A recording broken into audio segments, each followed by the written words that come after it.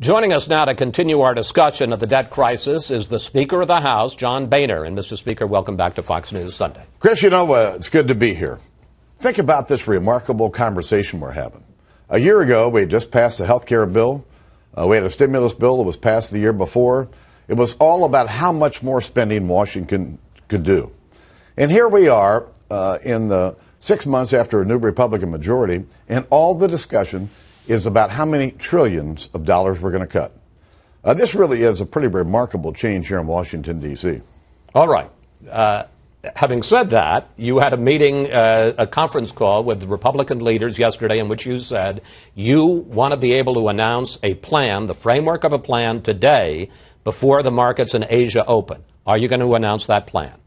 I'm going to continue to work with my congressional colleagues in both parties and my House Republican Conference to try to develop a framework within the cut, cap, and balance effort that the House passed this past week. I do believe that such a framework could come together, but it is not in place as we sit here. Will you announce a Republican plan, or will you only announce a plan if you have buy-in from the Democratic leaders on Capitol Hill? I think the preferable path would be a bipartisan plan that involves all of the leaders, but it's too early to decide whether that's possible. Well, you just heard the reaction from Treasury Secretary Geithner. He was speaking for the White House. He was also speaking from congressional Democrats. He says this idea, which I know that you and the Senate Republicans are working on, of a two-stage process where there would be $1 trillion plus in cuts, debt limit increase till early next year, and then a commission to find more cuts, and also, if it's approved, raise the debt limit further, is unacceptable. Well, there is going to be a two-stage process. It's not physically possible to do all of this in one step. Having said that, Chris, I know the president's worried about his next election. But my God, shouldn't we be worried about the country? We've got a budget deficit of $1.5 trillion. We're borrowing 42 cents on every dollar we spend. We have a $14.5 trillion national debt. It is time to get serious about stopping the spending here in Washington, D.C. So are you suggesting that you might pass a short-term plan in the House and, in effect, dare the Senate, dare the White House to block it? Chris, this is about what's doable at the 11th hour.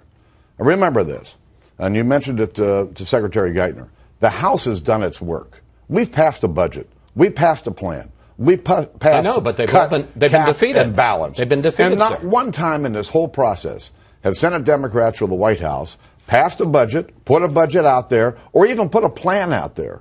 The conversations I was having with the president, in case the Senate didn't pass a cut, cap, and balance, there was never any plan from the White House. The whole plan came from us. We laid out the framework, and at some point, they've got to lay their cards on the table. Well, you were the one in your conference call yesterday who brought up the idea of we've got to do something before the markets open in Asia this afternoon, Monday morning in Asia.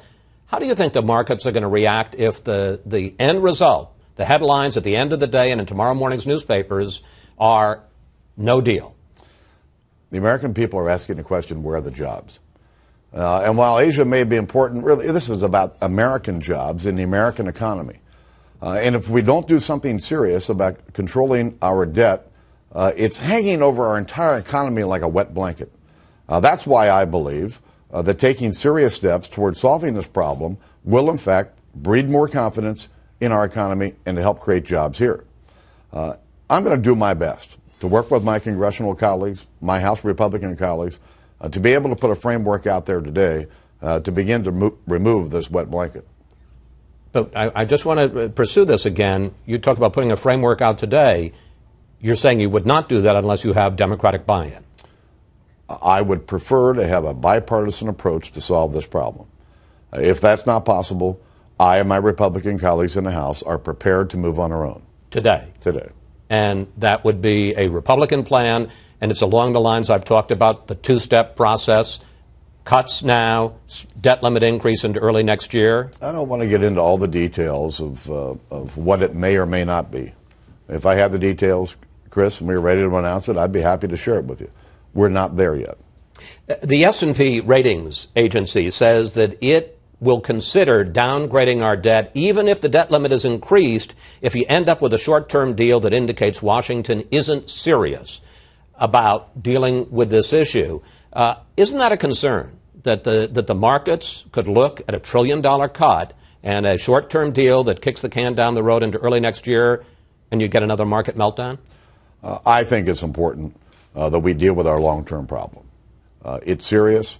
Washington's spending's been out of control, and then what's happened over the last 2 years really shows how much out of control it got. $1 trillion stimulus plan, a health care plan that we can't afford, all of this extra spending that has not worked, and the spending binge has to stop.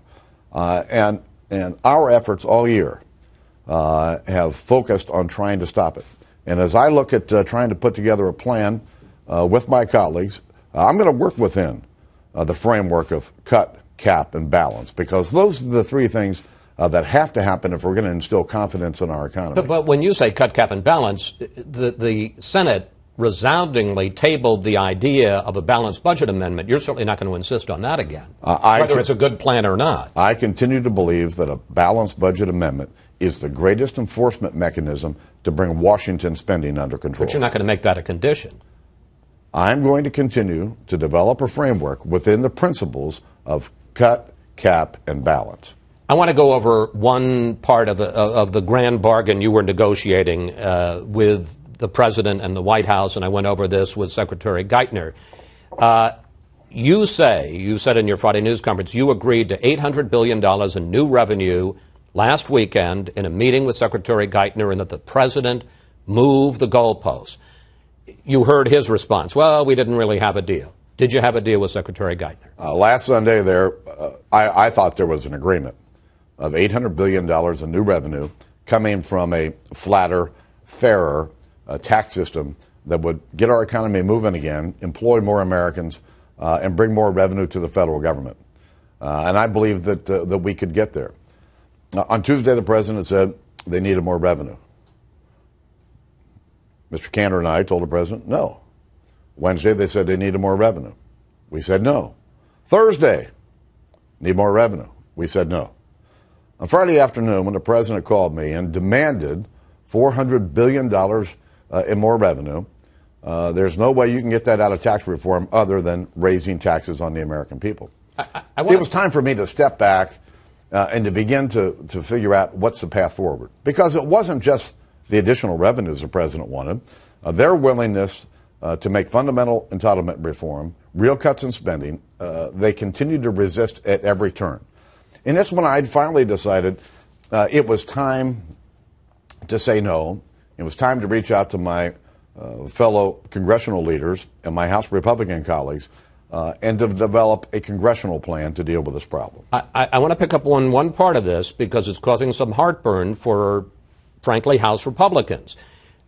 What you're just saying is that despite your promise not to raise tax revenue, that you agreed to $800 billion more as part of this debt deal through tax reform, lowering all the rates, but also closing loopholes and ending deductions. You'd agreed to $800 billion.